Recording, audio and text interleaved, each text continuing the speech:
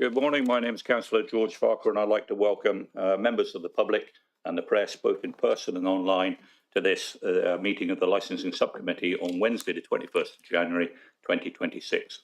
My first order of business is to call for nomination for election of the chair.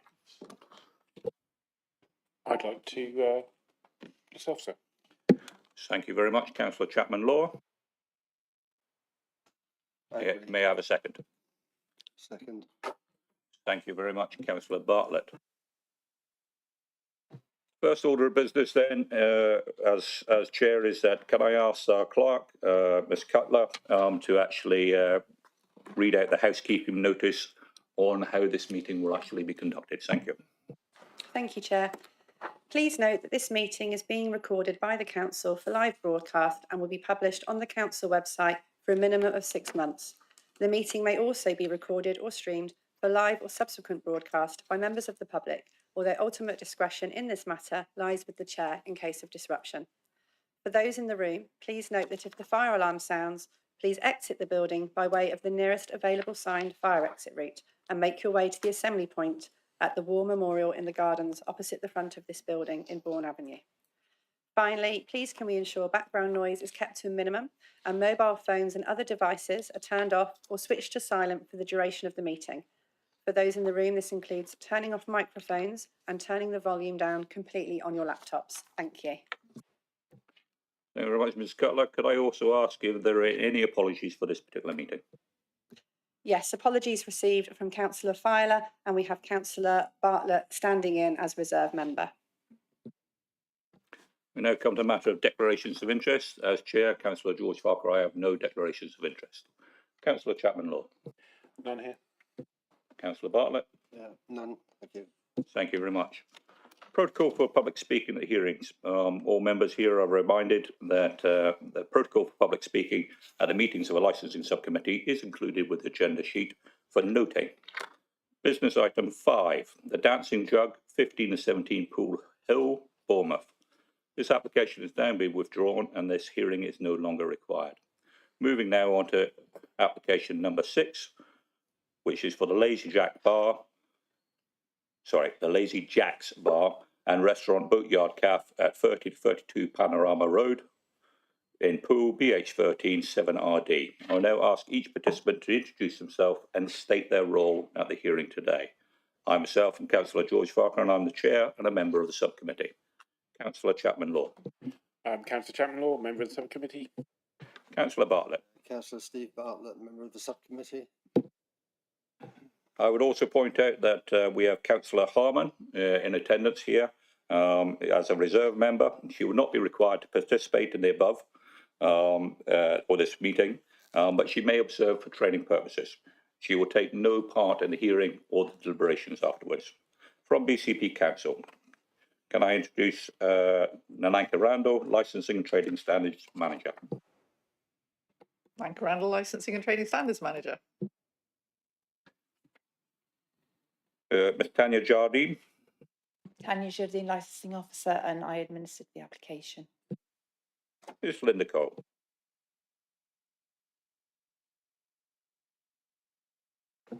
It's Linda Cole, Legal Advisor to the subcommittee today. Ms. Michelle Cutler. Good morning, I'm Michelle Cutler and I'm clerk to the Licensing Subcommittee. Ms. Christina Tan. Hi, I'm Christiane Tan. I'm here as Democratic Service Officer, shadowing for training purposes. Mr. Day. Good morning, sir. I'm Philip Day. I'm a consultant solicitor with Lacey's, and I'm here to represent the applicant company, Bournemouth Holding Company Limited. To my immediate left is Mr. Steve Pryor, who is effectively the owner of that company, and to his left is Mr. Merle Crampton, and he is the proposed designated premises supervisor with regard to this application. Thank you very much, Mr. Day. Chair, could we just have a moment, please? Thank you, it's important. Certainly. Shall we have a small adjournment? There might be a conflict of interest. Yeah. We'll just adjourn this meeting for just for 1 moment. Thank you very much. Ms. Cutler, just a moment.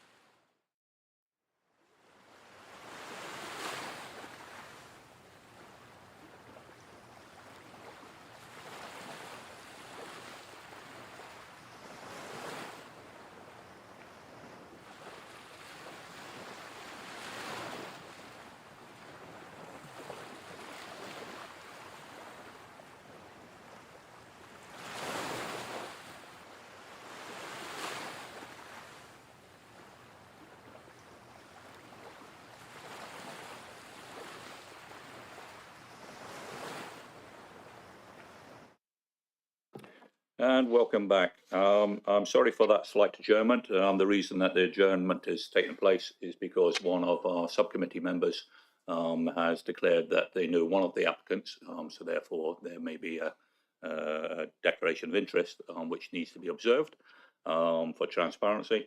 So in this particular case, I'll ask Councillor Bartlett to step down from the subcommittee, and Councillor Harman instead will take place and make a declaration. If that can happen now. So thank you very much.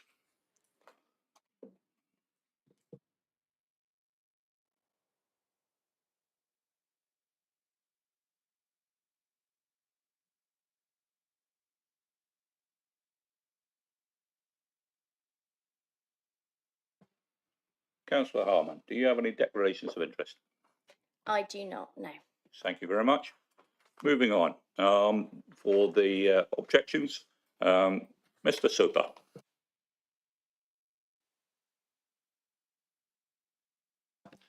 Thank you very much, Chairman, and members and all others. Thank you for allowing me to address you this morning. This is only to introduce yourself for the purposes of the record. Oh, apologies. I have no conflicts of interest. Thank you very much, Mr. Soper. Mr. Webb. Hi, I'm Robert Webb. I'm a resident at Sandbanks and speaking on behalf of the residents. Welcome today, Mr. Webb. Before I run through the procedure, may I check that all persons who have given a notice of their intention to speak have been identified? And any person who wishes to withdraw a representation or wishes not to speak has been identified. No withdrawals, no comments, therefore I'll take this as correct. I'll now explain the proposed procedure and the order of speaking for the hearing as follows. The licensing officer will present their report. Questions of the licensing officer will be by all parties, but the members of the subcommittee will go first. The applicant will then make their application. Questions of the applicant will be by all members, and once again, members of the subcommittee will go first. Objectors will then make their representations. Once again, questions of persons objecting will be by all parties, and the members of the subcommittee will go first. All parties will then be given the opportunity to sum up, with the party who spoke last to go first. The hearing will then conclude. The subcommittee will deliberate in private with a legal advisor and a clerk present. Notification of the subcommittee's decision will be given within the period of 5 working days beginning on this day or the last day of which the hearing is held. The notification of decision will include information on the right to appeal as appropriate. I will now ask all parties to confirm agreement for the proposed procedure to make representations. Mr. Day. I'm happy with your proposed procedure, sir. Mr. Pryor. I'm happy. Mr. Soper. I'm happy. I'm happy.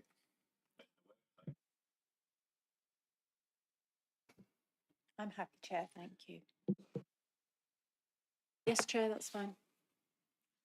Please may I remind all parties speaking not to repeat the information which they have already given in writing, but to expand on their written representations. All questions are to be asked through myself as the chair, and there will be no cross-examination of the parties. I can confirm that the committee has read all of the supplements which have been provided, and they're included in the pack. I'll now ask the licensing officer to present the report. Thank you, Chair.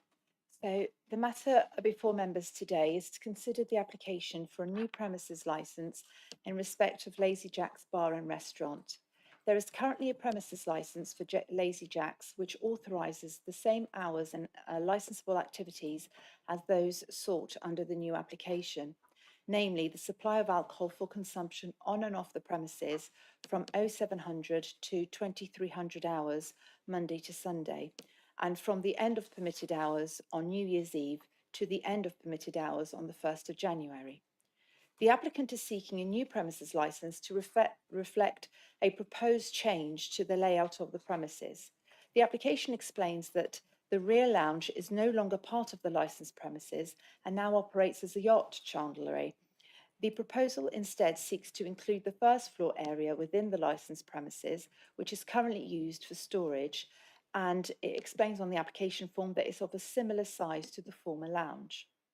The applicant has confirmed that should the new premises licence be granted, the existing licence BH182896 will be surrendered. The licensing department received 5 representations from other persons, all of which relate to concerns that the application would undermine the prevention of public nuisance licensing objective. No representations were received from any of the responsible authorities. Members will note that one representation stated that the blue notice was removed from the premises shortly after being displayed. I made inquiries regarding this with Mr. Day, the applicant's solicitor, who, after taking instructions from his client, confirmed that the notices were displayed for the full consultation period, although one notice was removed and repositioned to a different location. Photos of the notices on display were submitted to the licensing team on the 10th of December 2025.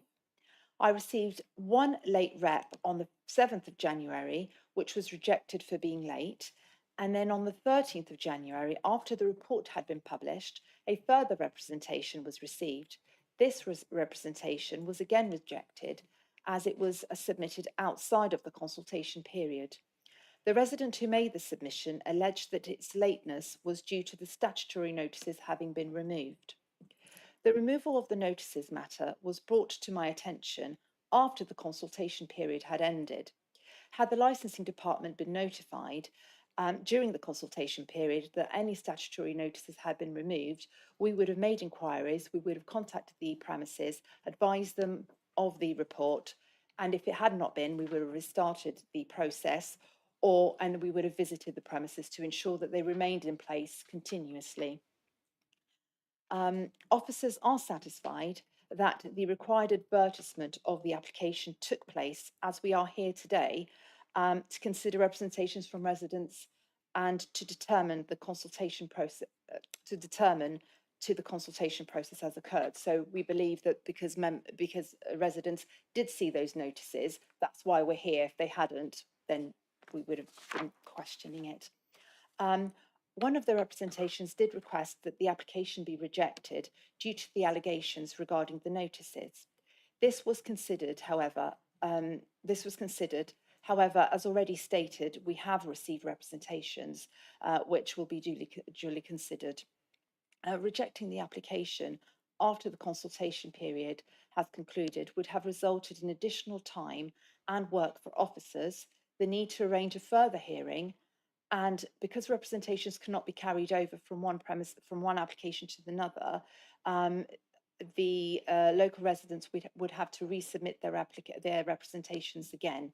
Ultimately, this would still have led to a matter being before yourselves or before the licensing subcommittee. So going back to the rejected representation, having reviewed the contents, we were satisfied that it did not raise any new points and its contents are already covered by other representations already included within the report. A further point raised within one representation related to the rateable value stated on the application form. This was queried with the applicant's solicitor, who confirmed that the omission of the first floor area's rateable value was an error on his part. Upon review, it was confirmed that the combined rateable value of the premises, including that first floor that was initially missed, falls within the correct fee band, which is band B. It's between £4,301 and £33,000. And because it's 30,800, including the first floor, it still falls within band B. And so we're satisfied that the correct application fee was paid. Okay.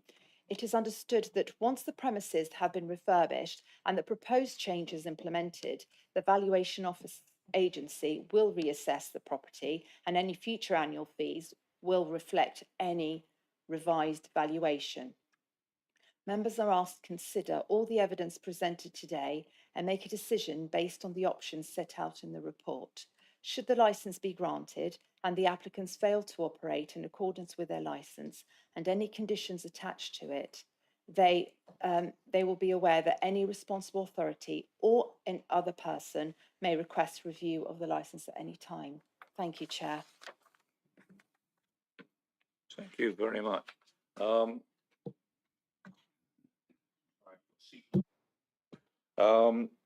Any questions for the licensing officer? Councillor Harman. Thank you, Chair. Two questions, if that's okay. The first one, you mentioned that one of the site notices was relocated. Was the relocation the new area within a reasonable distance and would still be considered to be valid for the location it was in? I was advised by Mr. Day that it was actually moved closer to the premises. So it was a little bit, it was put by a member of staff a bit from the premises, I believe, and then it was moved up closer to the premises. Thank you. Not at this precise moment in time. The subcommittee will ask their questions first. No, it's absolutely fine. We'll ask we'll have the opportunity as a subcommittee to ask our questions first, and then all other parties will have an opportunity to ask questions. Thank you. And just one more, the capacity. So we're losing a downstairs space, gaining an upstairs space. And I just want to understand from a capacity point of view, sort of the number of covers and customers, is it like for like? That information hasn't specifically been provided to us. What has been explained is that they are moving from one area to the other, and that the application states that the actual area is slightly smaller, I thought, but around the same size as the previous one. Okay. Councillor Chapman-Law, any questions of the licensing officer? If I may, I have a question. I noticed that there was some mention of notification of a noise nuisance in the actual report itself. Can you just run through the dates for the record for what those notifications to the environmental health were, please? So the most recent one was in August 2025. They received a report, I believe, around 7 p.m. No, about 11 o'clock, just after 11 o'clock, to state that there'd been music at the premises from 7 o'clock at night. This was the out of hours telephone number. Officers were advised, but that would have been the next day. And the complainant was sent noise logs for them to log any other incidents of noise or disturbances at the premises.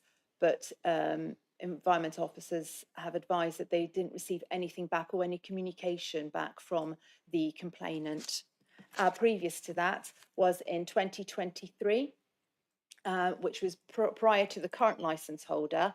And I don't know whether members need to know the information about that, but it was before the current licence holder. I can provide it if you need it, but otherwise. No, I think we're quite clear on that. May I ask a follow-up question? So you mentioned the out of hours. Are all calls to out of hours by a resident complaining of noise or some other issue, are they all recorded and logged, even though there may not be action taken?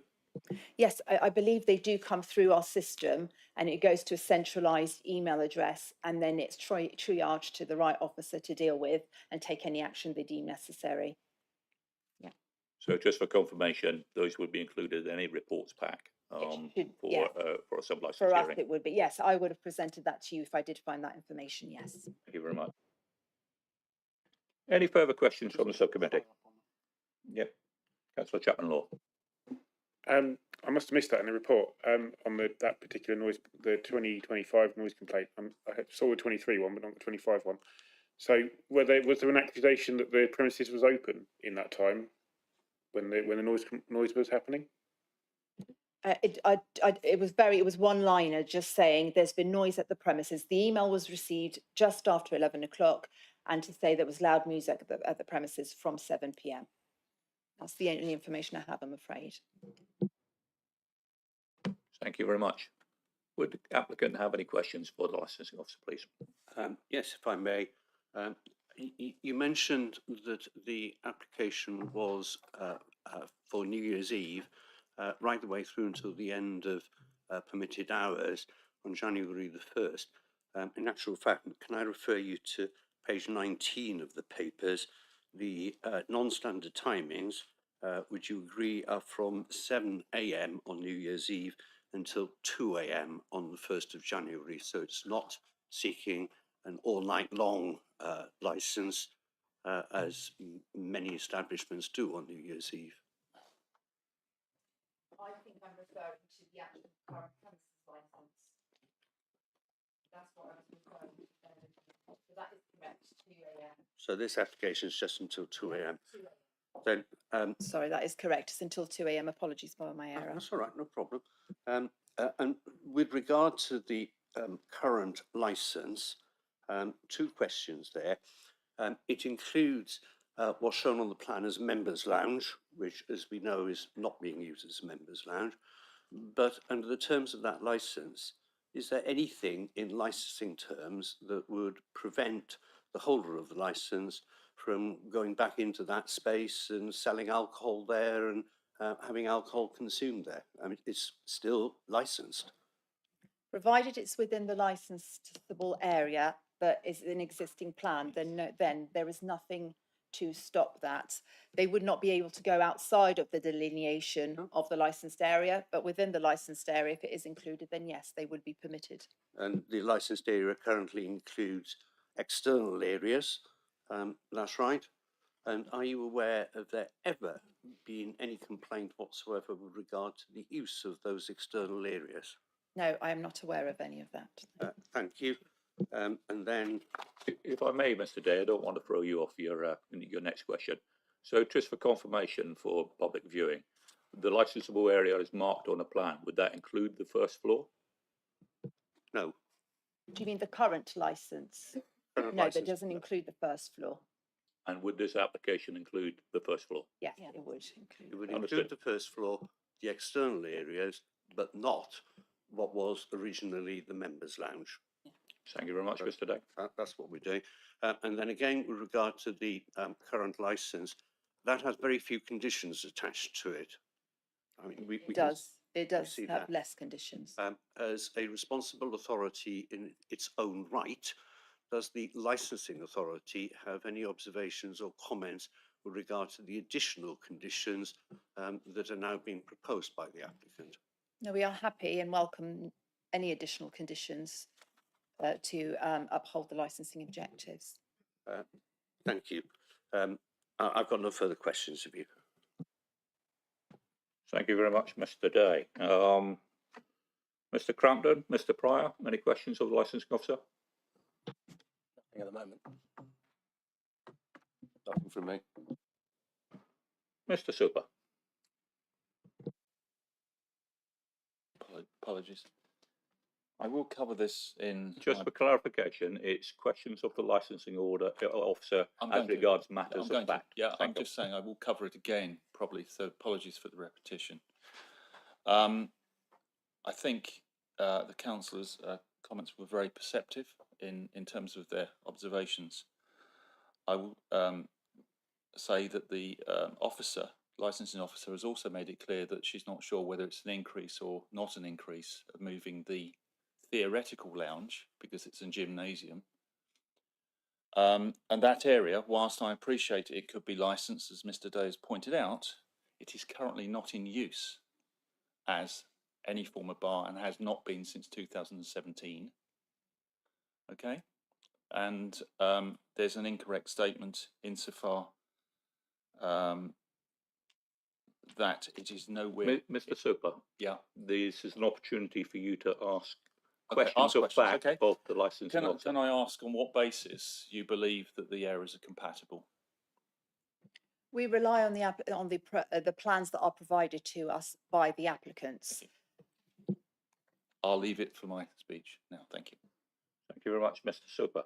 Mr. Webb, any questions of the licensing officer? No, thank you, Chair. Any more questions for the subcommittee? No. Excellent. Can I call on Mr. Day to present the application, please? Despite the huge volume of paperwork that this application appears to have generated, I venture to suggest that your task is really very simple. If you ignore all of the trees and look at the shape of the wood, what you have here is an application for the grant of a new licence. It's not an application to vary an existing licence, it's a brand new licence. It is by way of commentary only to point out that there was that area that was licensed. It's not been used as licensed premises for a number of years. And yes, Mr. Soper is correct. Its most recent use has been as a gymnasium. So what? It doesn't matter. It's not going to be included on the new license application. Whether the old area is greater, smaller, about the same size is equally, frankly, irrelevant. You have an application here. The plans are perfectly clear as to what area a license is sought for. Certainly with regard to the first floor, it shows the extent of the first floor in the building, including everything that would be behind bar. So in other words, food preparation, storage, an office and so on. The plans are drawn to scale. In fact, the person who drew the plans is actually here. But the plans are drawn to scale. You have the old plan from the old license, you have the new plans, and there they are. What you have to determine is one simple question, and that is whether or not you are satisfied that there is any evidence before you that to grant the application for the new license as sought by the applicant would result in one or more of the licensing objectives being undermined. There is no suggestion anywhere that the licensing objectives of public safety or protecting children from harm are brought into play at all. None of the original representations suggested that there would be any negative impact on the prevention of crime and disorder licensing objective. And as you will know full well, you take your guidance on matters of crime and disorder primarily from the police, and the police have no issue. In fact, as you will have seen from the representations that I've made, I quoted what the response was to the application, that they have no issues with these premises and they've been there for a long time. It's really only a question of public nuisance. There is no evidence here that the operation of these premises has caused a public nuisance. There's that one occasion back in 2023, and I can give you a full explanation about that if you really want to know, because I was acting for the then tenant as to what happened. But frankly, I don't think that's relevant. It was some time before Mr. Pryor and his company and Mr. Crampton as the DPS took over and operated these premises. It has no relevance to the way in which they operate.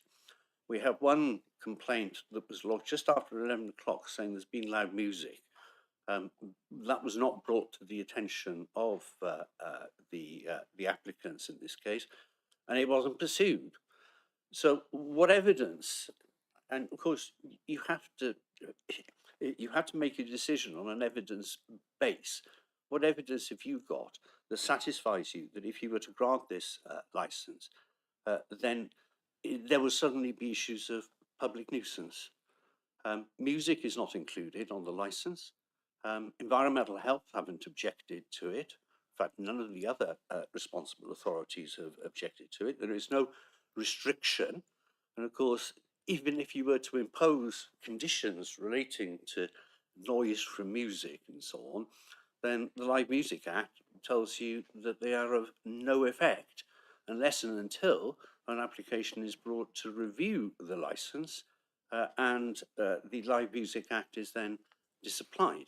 And there has been no application to review the current license, and there you are. There are all manner of other things that have been brought up here, which frankly are red herrings. Planning issues. I could go on all day about that, but I'll just make one comment. Reference is made to a planning application that was refused in 2025 with regard to these premises. That application was basically to demolish the entire block and to rebuild it with a 4-story building, including 15 flats and a restaurant and various other things, and that was refused. Can I just reassure you, Mr. Day, that we are quite aware that as a sub-licensing committee, we're only looking at the upholding and the promotion of the licensing objectives, and that planning matters are not consideration for this subcommittee. I'm most obliged to you for that observation, because it means that I can effectively wind up very quickly. I need hardly remind you, but I say for the benefit of those who have attended to object to this application, that there is, of course, a presumption in favour of grant. There is no cumulative impact policy in place in relation to sandbanks. And if it turns out that the very worst fears of any of the local residents, or indeed anybody else, are realised, then they can bring an application for review of any licence that you might grant, or indeed the existing licence if it's not surrendered, at any time they like. They would, of course, have to provide hard evidence that there had been a problem that was likely to continue, that the licensing objectives have been undermined, but that is the fallback position. Unless I can assist you further, I'm not going to say anything else at this stage. Mr. Day, thank you very much for that, and thank you very much for being fairly succinct as regards what's under consideration for today for the sub-licensing committee. I always thank you for reminding people, particularly members of the public or responsible bodies, that they actually can phone in for a review of any premises that they believe is undermining the 4 licensing objectives, and there is a mechanism within the subcommittees and the licensing authority to deal with such a review. We're not here for a review today, and as you say, we're here to look at a new licence and a surrender of an old licence. So, Councillor Chapman-Law, any questions of the applicant? No, I think I'd detailed, and I'm happy with what I've heard. Thank you. Councillor Harman. Thank you, Chair, and thank you, Mr. Day. That was a very detailed representation. I would like to, there's 2 things that I want to ask. The first is just a follow-up question regarding capacity that I mentioned earlier. So currently there's the front area, as I understand it, and the back area that's currently licensed is not being used. So I would just like to understand how many, what is your current capacity for customers? And then if we did include the top area as well, if that was as part of the new licence, how would the capacity increase? I would like to understand that, please. I was at the premises on Monday, and I took the opportunity of counting. This premises operates really as a licensed cafe. There are currently 44 covers inside on the ground floor. There is no capacity limit. If this were a nightclub, and it certainly isn't, then you would normally expect there to be a condition on the license limiting the capacity to X hundred people or whatever it is, for safety reasons and so on. There is no capacity limit on this license. So it's 44 at the moment, ground floor inside. It's about the same number of covers outside as well. But quite obviously, particularly on days like today, that's not being used. If you look at the plans, and with regard to the application, the plans on pages 24 and 25, and you will see there on page 24, that's the existing licensed area within the red line, and you can see which is the cafe bit inside and the decking and so on that is outside. So the total space there inside and outside is about the same, which is why you end up with 44 and 44. And then upstairs, if you look at the downstairs plan, then you will see on the right-hand side of it, there is there a little dotted line. Can you see that? Right. Upstairs extends out as far as that dotted line. There is a very slight overhang, but not over the external seating that is to the side of the building next to the front door. So then you have the plan on the following page, 25. You will see the back area there, which includes the food prep area and the office and so on, and then the lounge area, as we would call it. It hasn't been specifically measured, but by the time you knock out the space that's taken up by what's proposed to be the bar, servery and so on, and the new toilets and so on that would be installed upstairs, you're probably looking at about the same number. So 40 or so, give or take. It rather depends on the nature of the seating.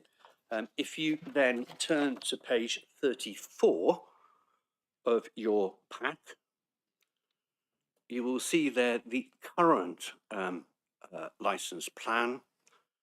And in the top right there, there is the area that is described as a members lounge. It is slightly smaller than the existing internal cafe area. I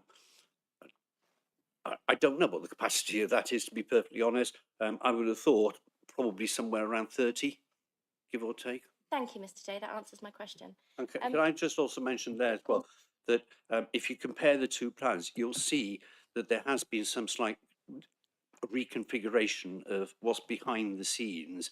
In other words, the food prep area is bigger on our new plan than in the old plan, and the toilets have been rejigged as well.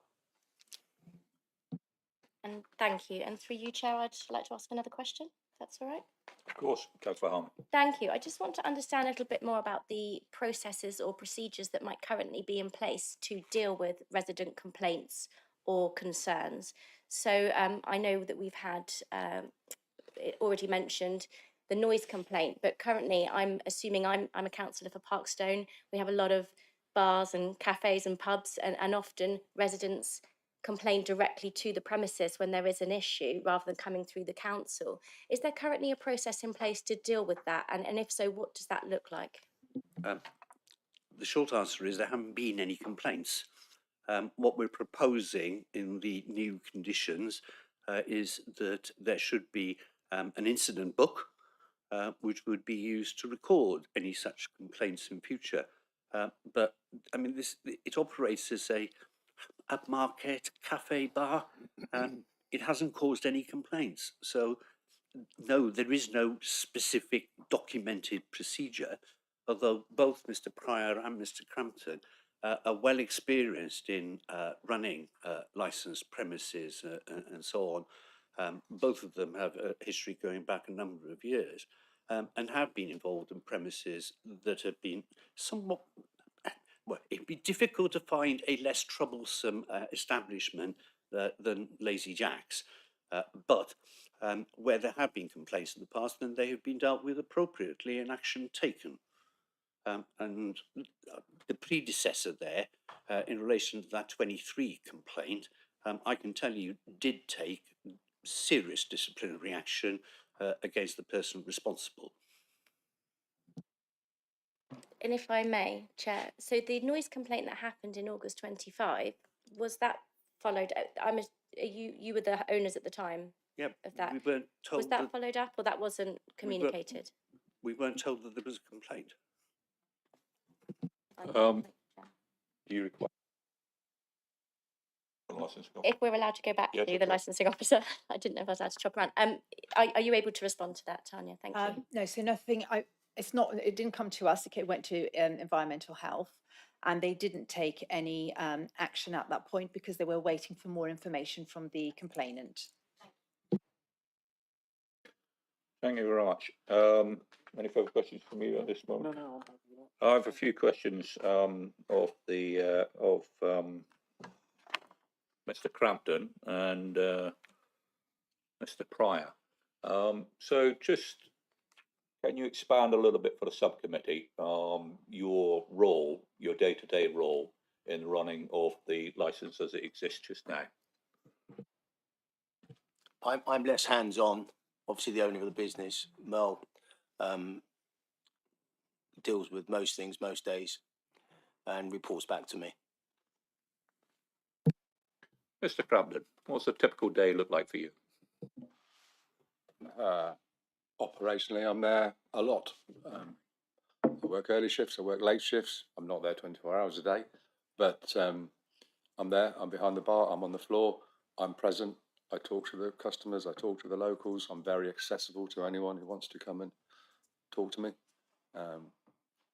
So yeah, I mean, I'm regularly there, operating it, managing it, doing our best to run a good business that keeps everyone happy. And may I ask, Mr. Crampton, how many staff are you responsible for as the DPS? 20, mostly part-time.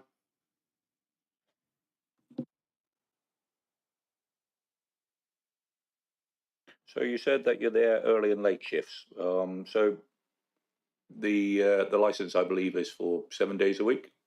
Are you there 7 days a week? I'm not on site 7 days a week, but I'm there at least 5 days a week, and often I'll pop in. I might come and go 3 or 4 times a day, be in and out regularly throughout the week across all days, but I'm not constantly there now.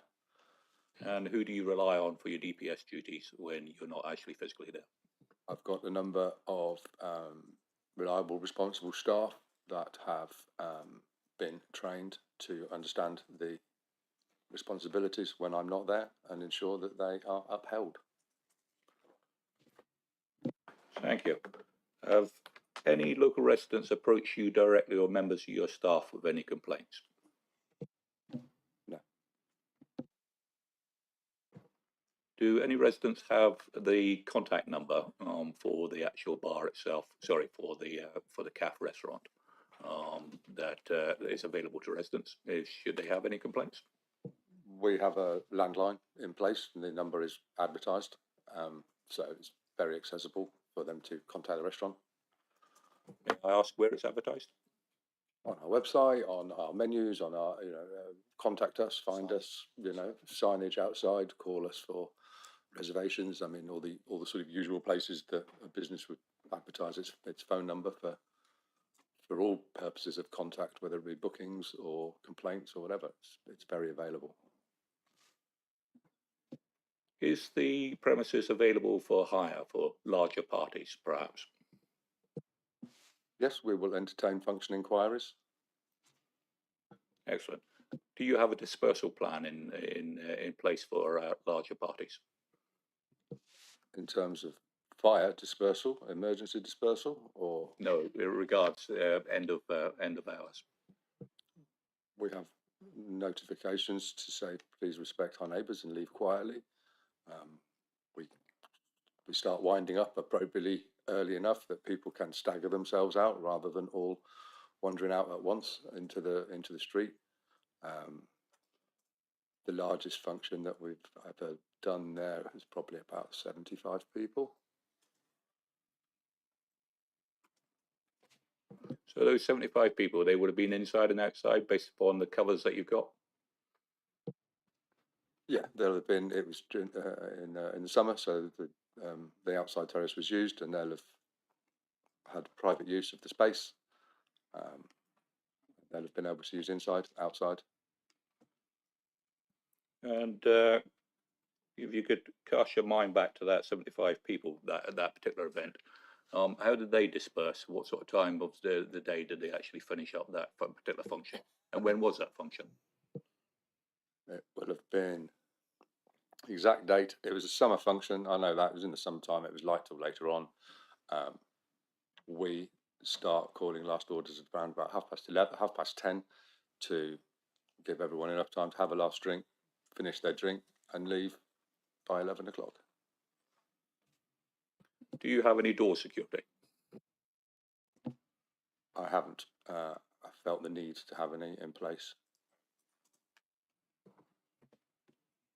Do you have a dynamic risk assessment for large parties actually booking a function at your premises? By that, do actually understand that a larger crowd might require more staff to actually manage their dispersal? Yeah, I mean, we will staff it appropriately to make sure that there's enough people on hand to serve and evacuate and monitor and offer service to our guests in a safe manner.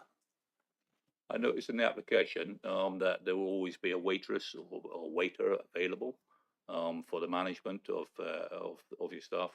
How many are actually on the floor or in the building at any one time?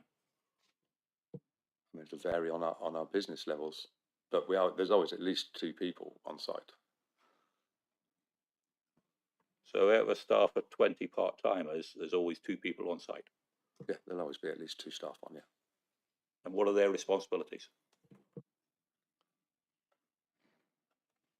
To serve our guests, to look after the business, to ensure everyone's safe. Just when it comes to finishing up the business, you said that it's 10:30. You'll actually call last orders to give people the opportunity to drink up or to place a further order. Talk me through what the shutdown of the building is for those 2 staff members or more that are on site. So how is the building secured? How is the building cleared? And how is the building secured for the evening? Well, on a normal day, we're functioning as a restaurant, so there might be a couple of tables left at that time. We'll approach them and ask them if they'd like anything else. Can we get them any more coffee or drinks or anything like that? Yes or no, they'll settle their bill, they'll leave, we'll clean up, we'll cash up, we'll mop the floor and switch the lights off and secure the building and go home. Thank you very much, Mr. Crampton. Any further questions? So just been looking at your website with the opening hours. Obviously, you're in winter opening hours at the moment, but your summer opening hours seem to be 9 p.m. and 11 p.m. on Saturday. I mean, is that, are you, with the new license, are you planning on opening up until 11 all the time, or have you purposely reduced them for what reason? Functioning largely as a restaurant, most of the time, the restaurant is empty by 9:30, 10 o'clock during the week, a bit later at the weekends. It's not like we're still full at the end of the night on a normal trading day. We will assess. We're not looking to be open until 11 o'clock every single night. Should we get the license granted, we will run the business as best as we can to be profitable and within our legal requirements in terms of hours. But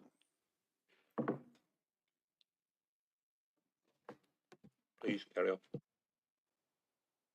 So I get the feeling that you kind of close depending on how busy you are, and like how often are you running later? Like on average, I mean, obviously it's going to be very summer to winter, but very variable across the year. Weekends obviously tend to be a little bit later. They're busier times for us. We might have some more late bookings over a Friday or a Saturday night.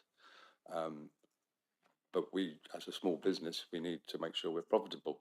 And I'm not paying staff to stay there from 9 till 11 o'clock on the off chance we might get a couple of people. It's a much more sensible business decision for me at that point to control my costs and close up at 9 o'clock. We're not going to see anyone else till the next day. So it's a business decision as much as it is anything else. Councillor Harman. Thank you. Just to follow up from the information you shared, and thank you, that was all really interesting to understand a bit more about how the business functions. You mentioned that you are open to hosting larger groups, but that's on a sort of ad hoc basis as people inquire. I just would be grateful to understand approximately how many of those sorts of functions you had in 2025. As in you mentioned the group of 75, and do you have any plans as a business to increase that next year or this year, 2026? I would suggest that we probably did 5 or 6 private functions last year. 2 of them for charity. They totaled. They were all less than 100 people, definitely. 75 is around about the top end because that's what it fits. People don't want to be fuller than that. You can try and cram 100 people in. It's not a nice experience. We don't particularly market functions. We're a restaurant. That's what we want to trade as. Light bites, nice food, restaurant, seated, waiter service, table service. It's not people queuing up at the bar, waving £20 notes to get served. And that's how we intend to continue to run the business, as a food-led dining venue. Should locals approach us to say, it's my 60th birthday, can I have 50 of my friends over?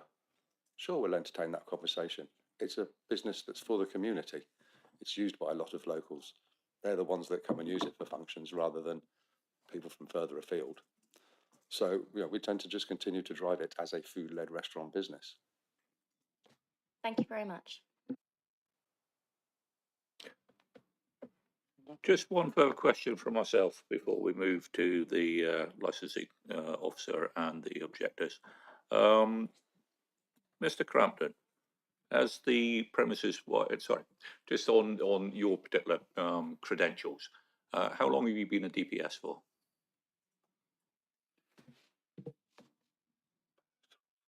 20 years, something like that, probably. And are you a DPS for other premises other than this one? I am currently the DPS for another site as well. Thank you very much. In your time at this particular site, in this particular ownership, have you ever applied for a temporary events notice? No, don't think so. I do not believe that we have.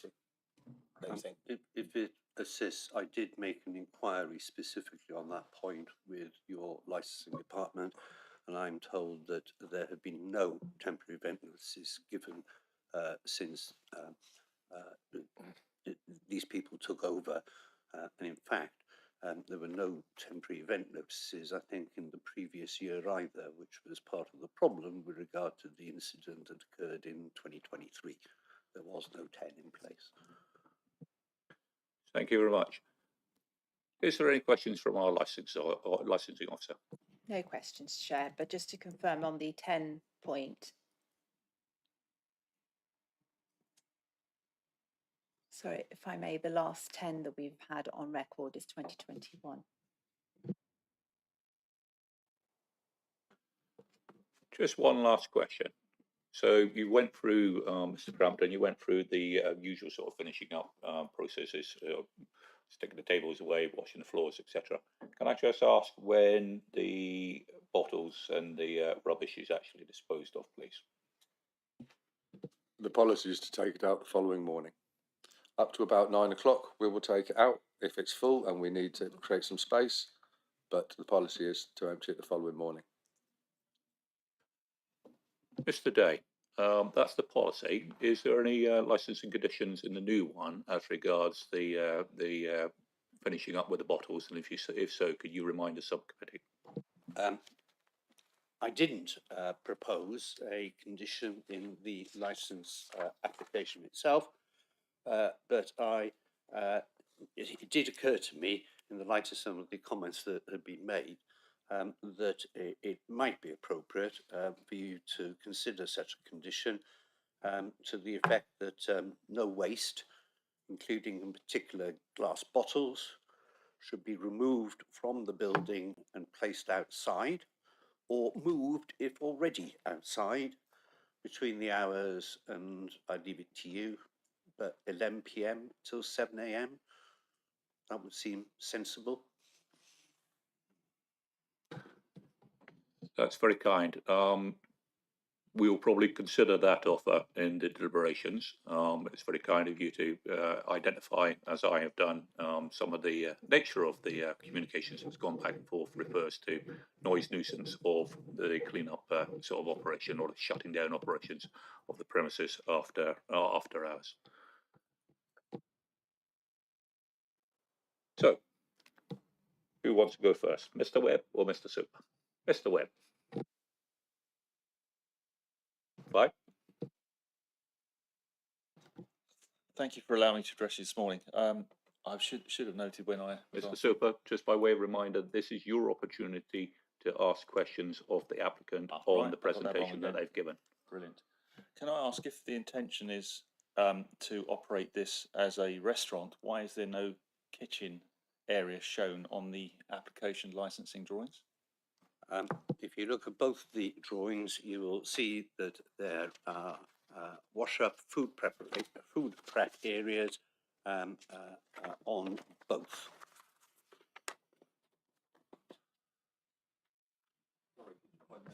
Right, well, there is a storage area, right, there is a storage area that is shown on the first floor that would also be used, it's outside the red line area, but it would also be used for food prep, etc. And there is the extended food prep area on the ground floor, which is larger than before because we moved one of the toilets out of the way to create a bigger kitchen. It's described as food prep rather than use the word kitchen, but there it is. Next question, Mr. Soper.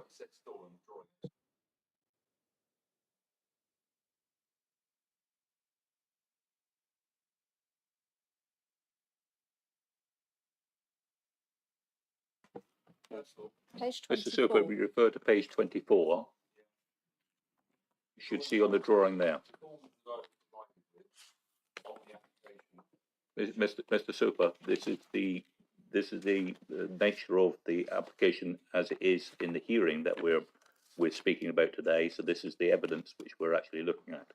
So if I could refer you to to page 24.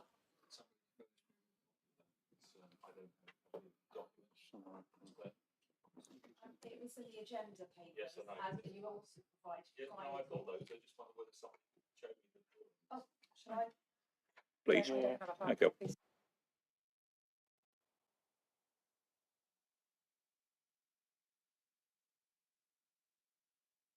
Just clarify, the plan hasn't changed since the application, has it? These are the plans that were with the application? The plans that you have on pages 24 and 25 of your agenda pack are the plans that were submitted with the application and they haven't changed since.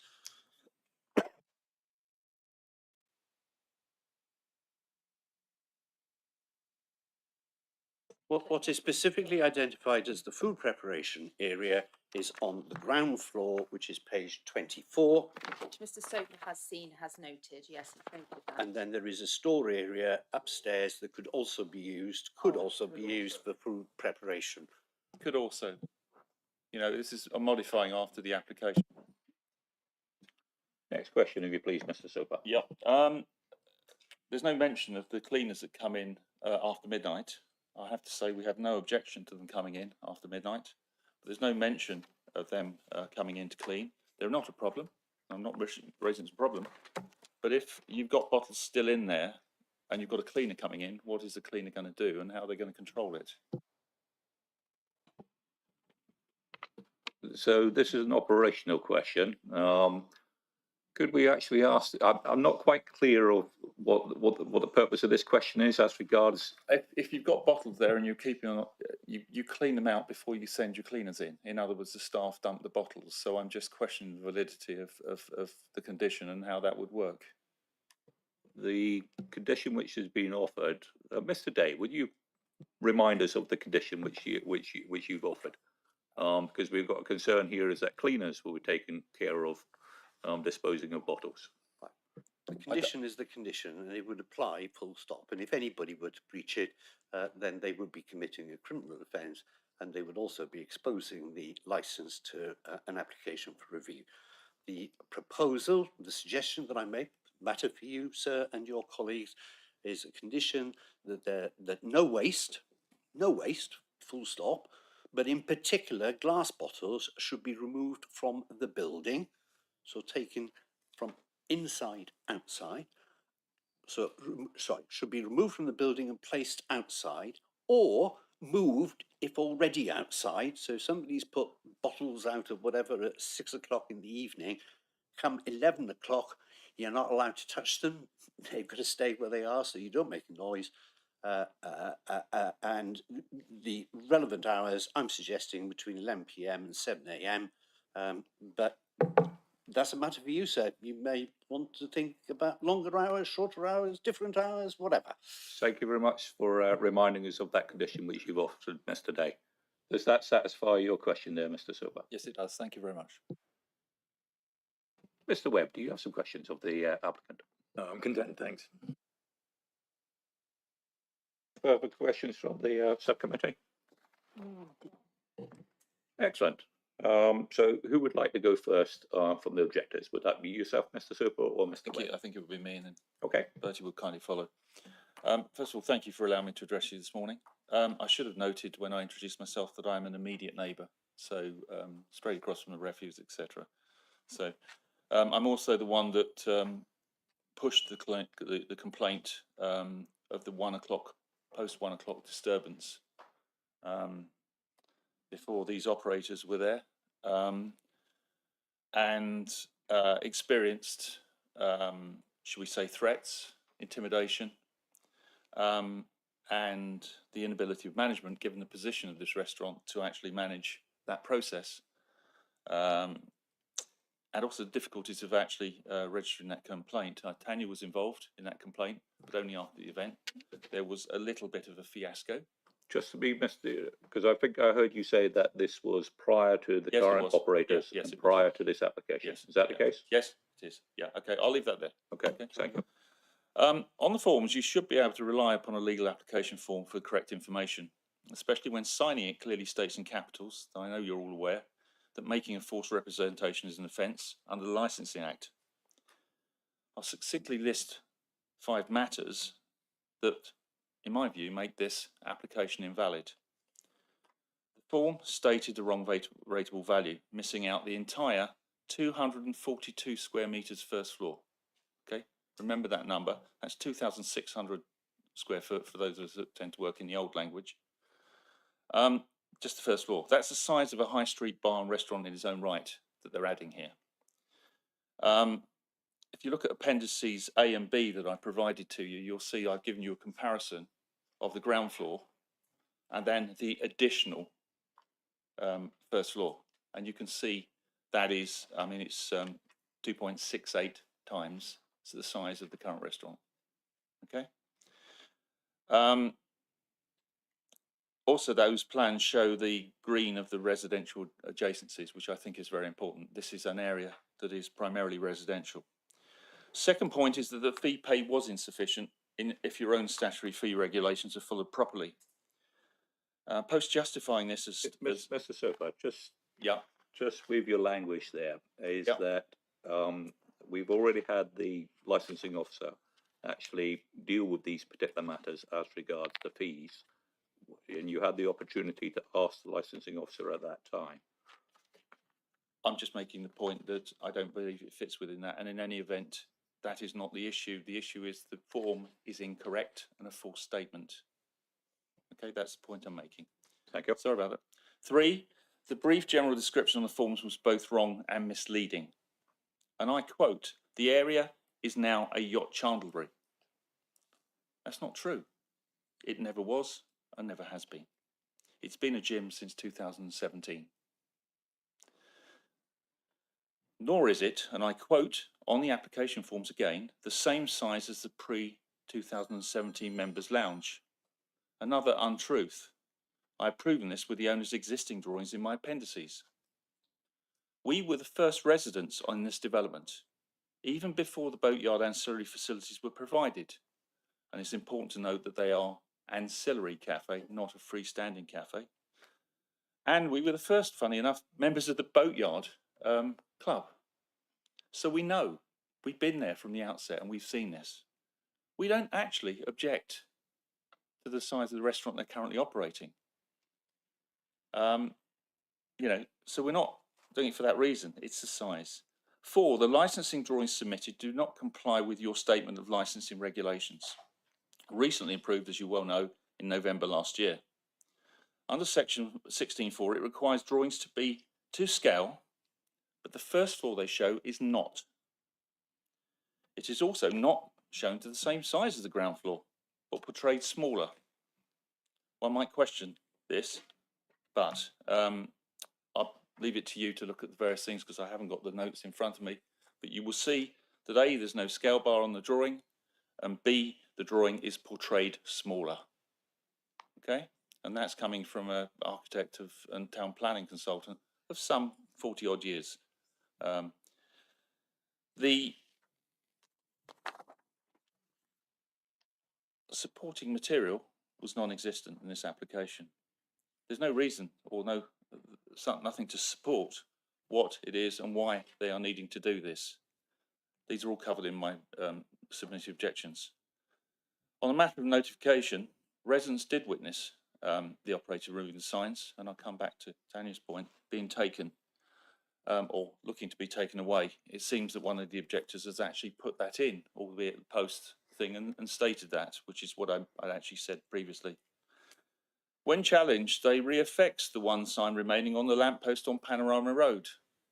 They refixed it on Panorama Road, not moved its position. Their explanation was originally, as I understand it, and Tanya can confirm, was because it was obscured by plastic ties. The photographs that were provided to me yesterday show it's in exactly the same position, and those plastic ties did not obscure the notice. The applicant's response does not ring true. The applicant's response to our representation then seeks to outline further issues and misleads and misstates the situation. 4 points. 1, the applicant stated, and I quote, the entire first floor is 147 square metres. That is wrong.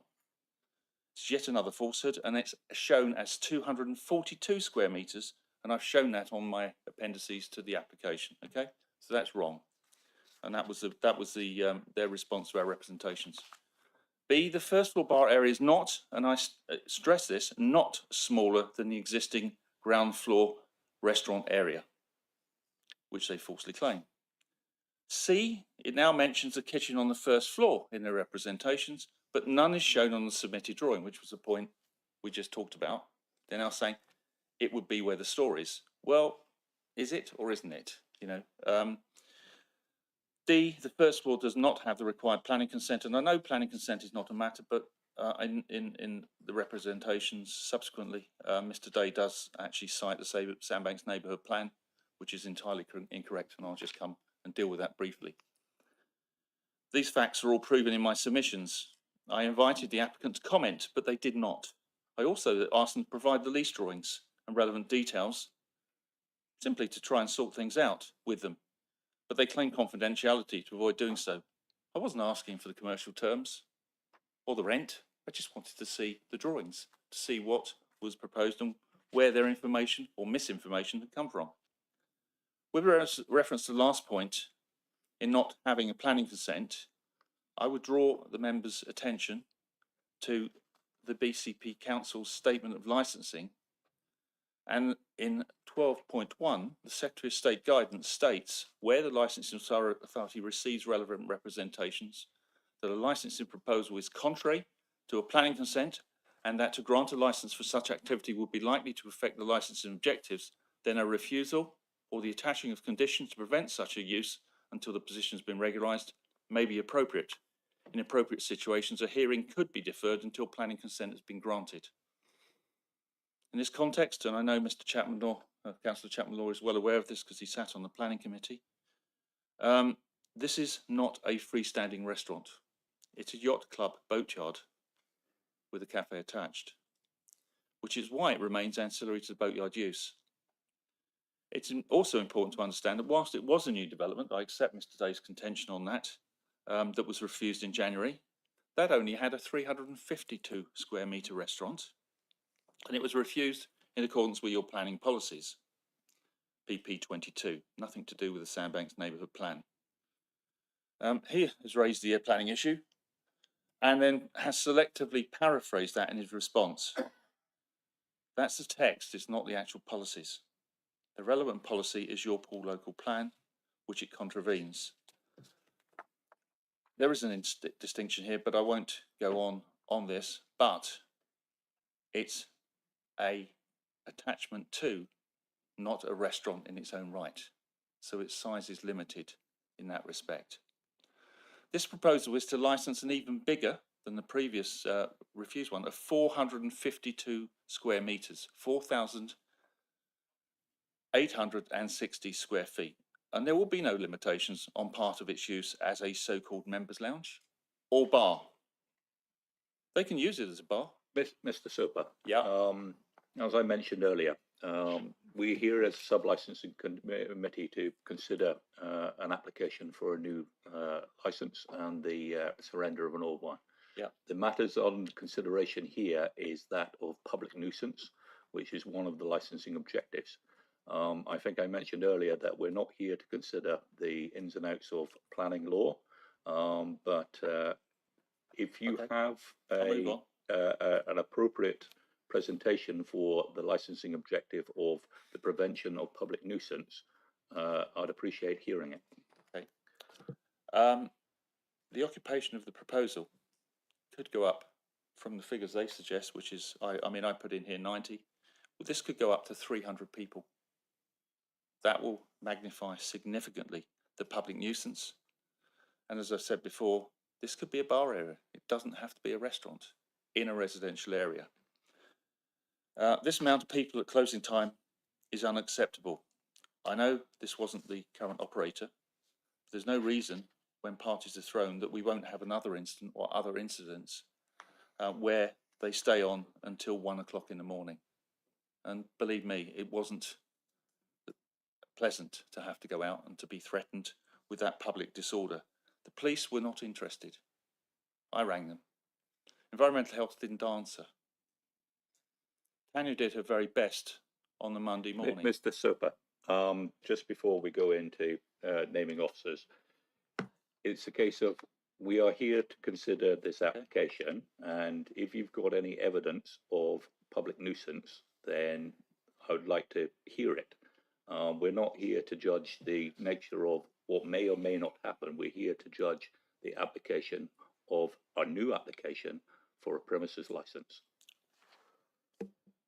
Thank you.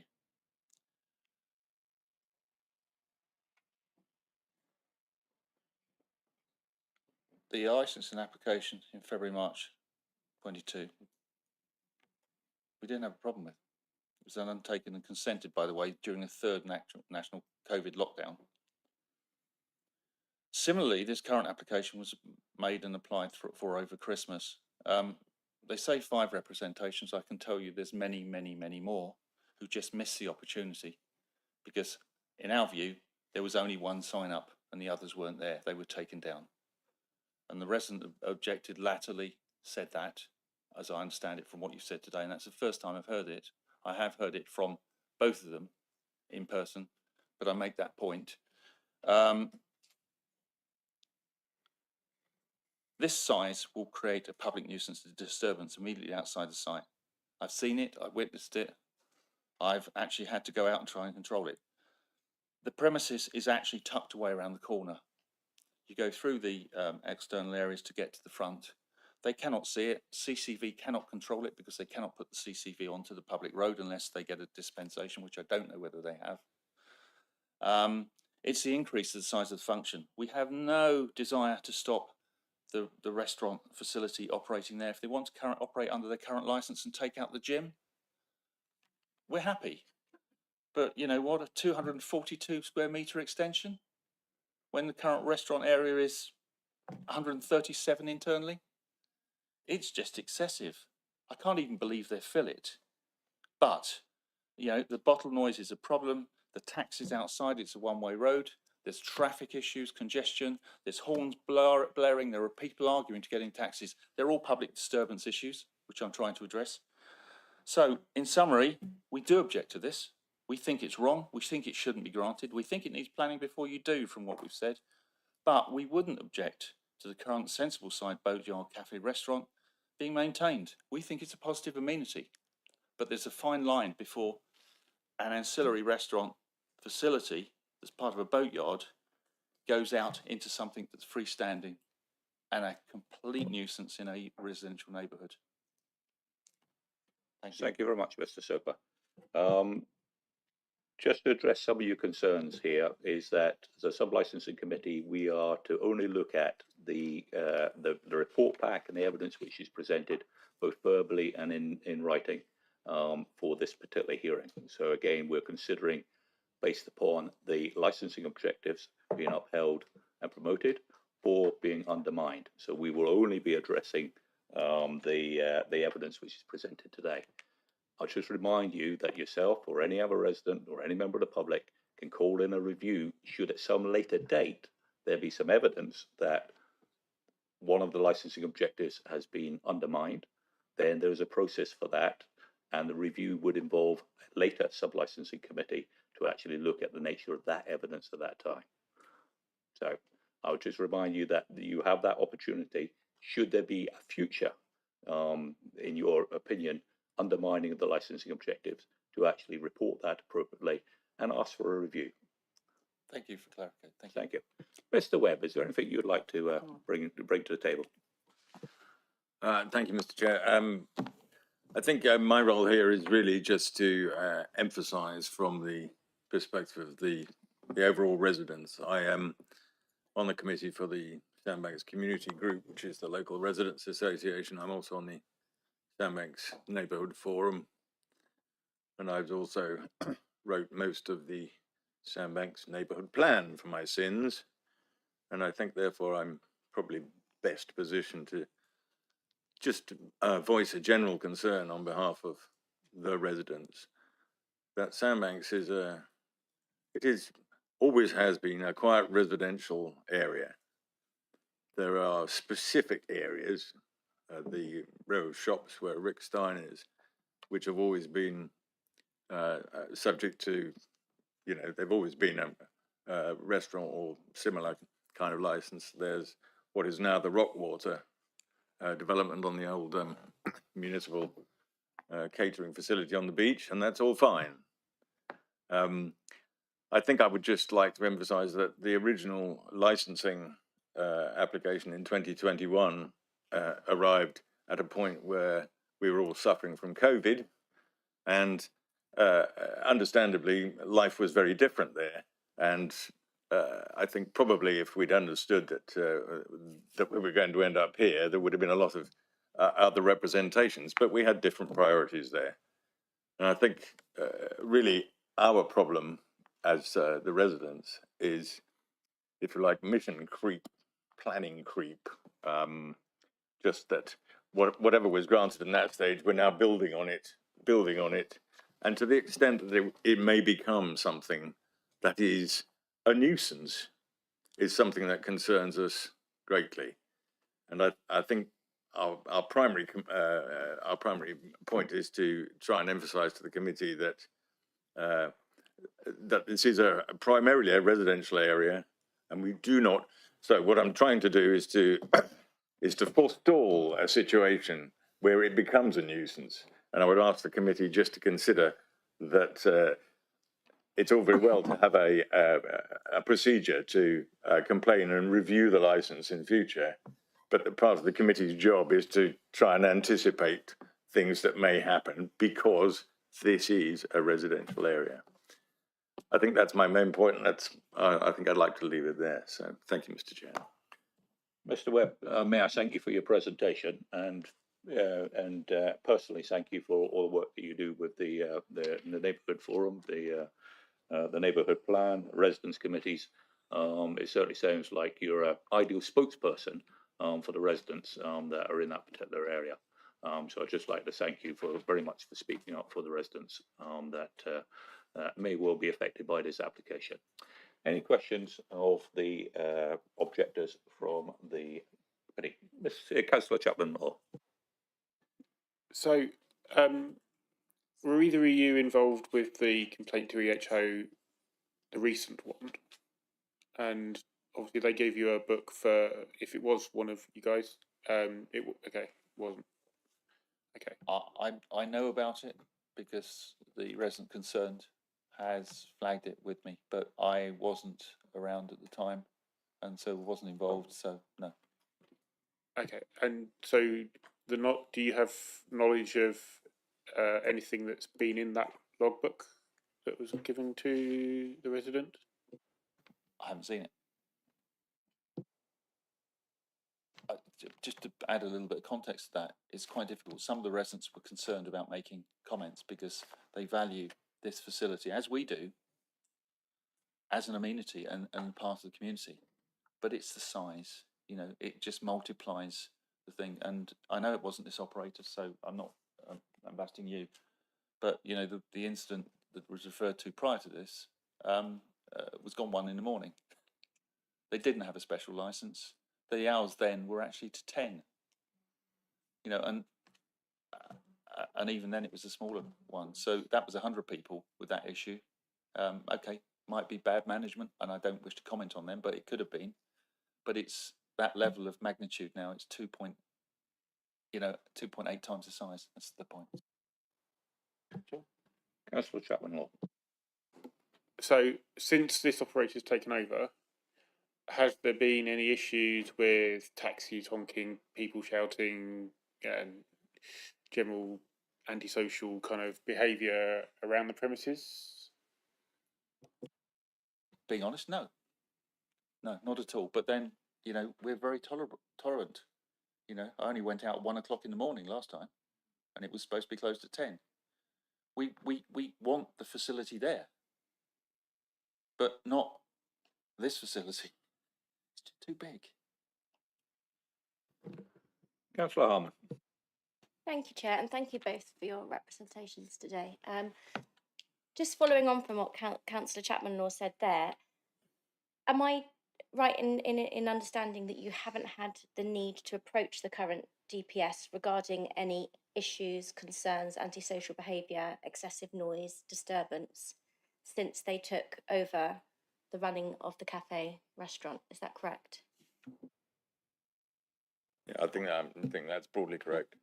Yeah, our main concern is just there's been no particular problem at this point, and what we're really desirous to do is just to bring up that this is a significant expansion of operations, and we want to forestall the possibility that, well, in our estimation, the probability that it will cause problems. Thank you, I understand. And from your dealings with the current DPS, the current business owner so far, have you had any reason to believe that if you were to raise concerns or issues, there would be any problems or barriers in working together to overcome any potential issues? No, I think at this stage we have no preconception that there will be issues, but I think it's worth just commenting that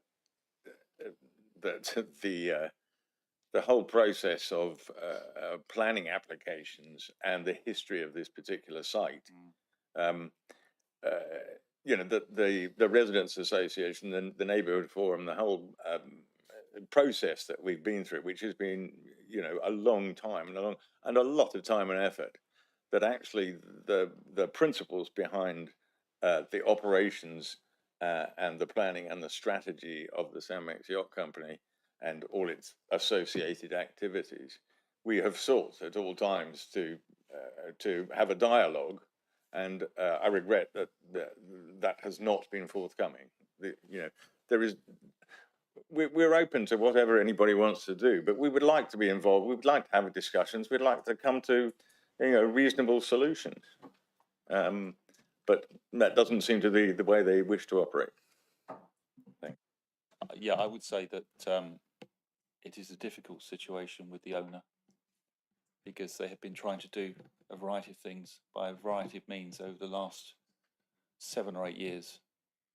So no, I mean, I might have a bit of a bleat about Mr. Super, can I just just for a bit of clarification for Councillor Harman, could a licensing officer or perhaps Mr. Day, the current operators and owners, how long have they been in place?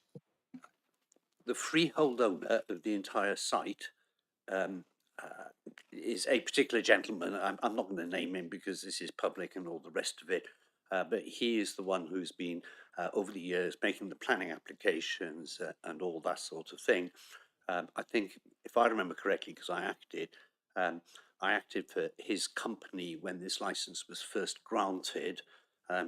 Then the license has been transferred on certainly 2 occasions, the most recent to this company in January 24.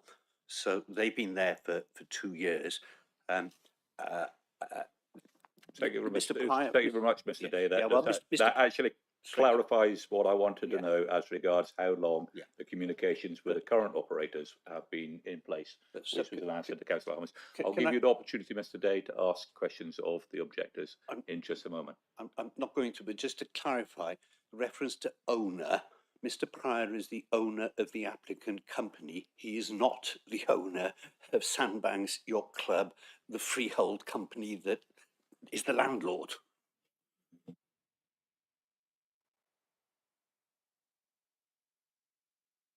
Any further questions, Councillor Harman? No, thank you. Councillor Chapman-Law? I'd like some clarification on the 300 number from the applicant. I don't know, 300 people claim something like this. Well, we could, Come back to that later. from the applicant's presentation.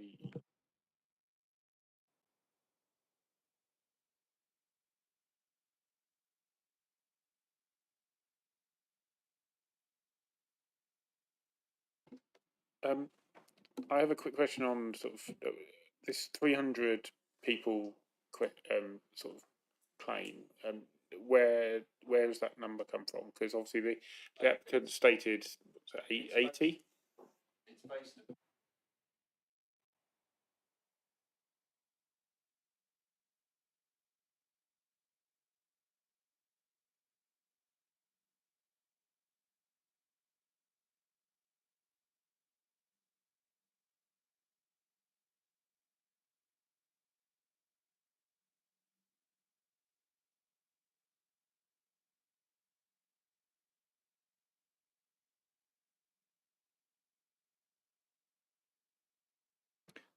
Thank you very much, Mr. Silver. Any further questions, Councillor Chapman-Law? Any questions from our licensing officers? No, thank you, Chair. Any questions from the applicant? You and your colleagues have already asked the only questions that I was going to ask, so no, thank you. I must offer my apologies for that.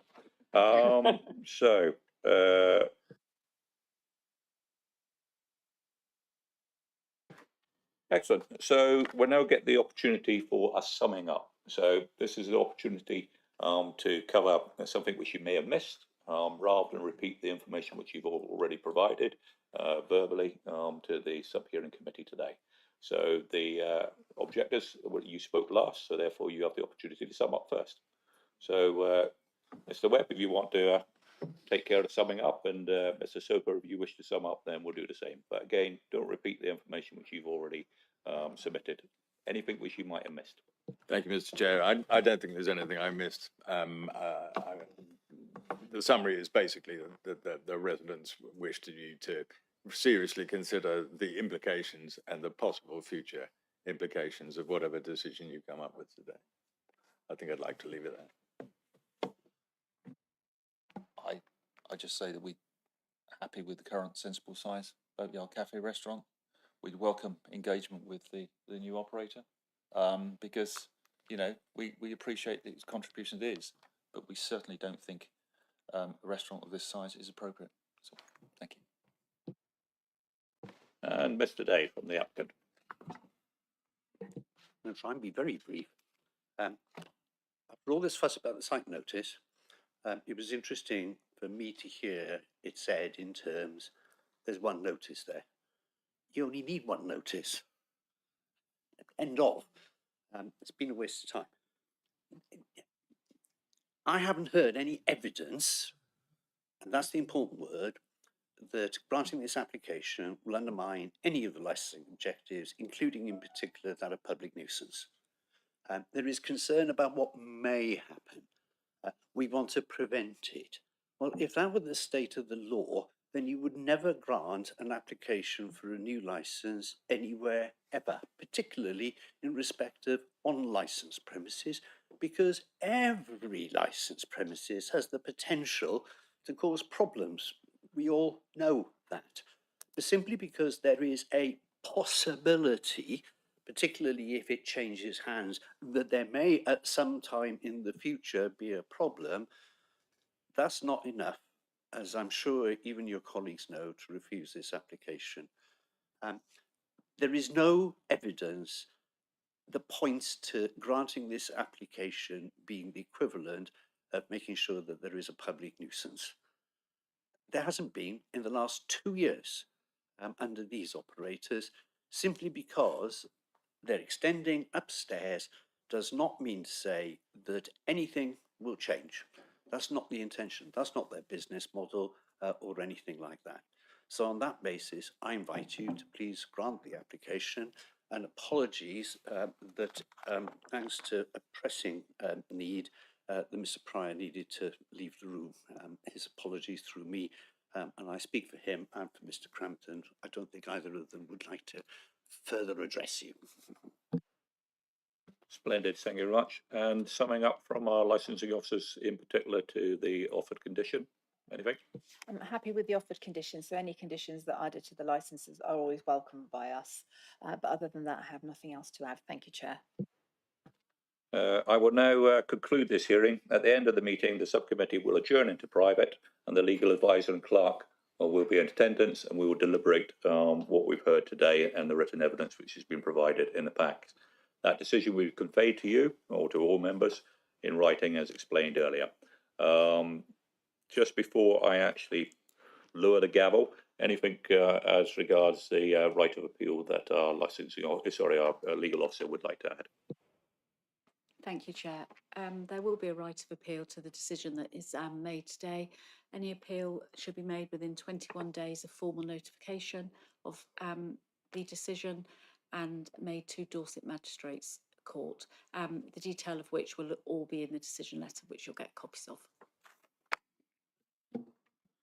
With your indulgence, just before we adjourn the meeting, I'm going to read the next part of business because it will save us time for the live presentation and streamed online.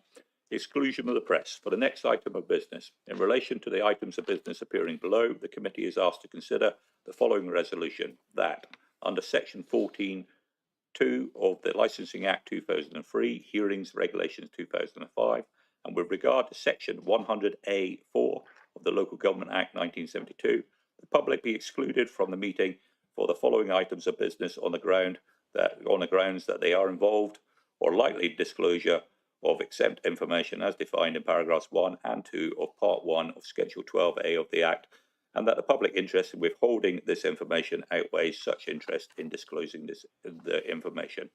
May I ask each of the subcommittee to confirm that you're happy for the exclusion of the press? I'm happy, Chair. Also happy, Chair. Thank you.